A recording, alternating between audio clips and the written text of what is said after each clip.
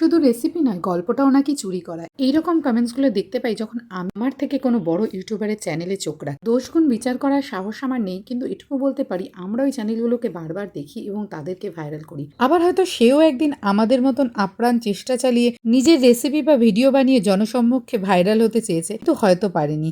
তাই হয়তো সেই পথ অনুসরণ করেছে।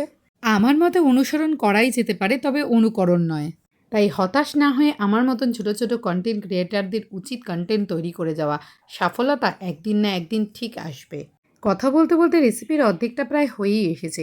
আজ আমি যেটা বানাচ্ছি তাতে আমি কোনোটাতেই আগুনের ব্যবহার করিনি, অর্থাৎ এটা নন ফায়ার কুকিংয়ের মধ্যে পড়ে। কিন্তু এই রেসিপির একটা খামতি আমি তোমাদের সাথে শেয়ার করে নিতে চলেছি। আমি যে ক্রিমটা এখানে ব্যবহার করেছি, ক্রিমটা কিন্তু একটু লিকুইড আছে, কিন্তু এটা লিকুইড হবে না, এটা আরও বেশি টাইট হবে। যেহেতু আমার কাছে কোনো ইলেকট্রিক বিটার ছিল না, তাই এটা এরকম হয়েছে। এবার 2 থেকে 3 ঘন্টা সেট করে নেওয়ার পর তৈরি হয়ে গেছে বিস্কুট, ম্যাঙ্গো আর ক্রিমের ক্রিম রোল।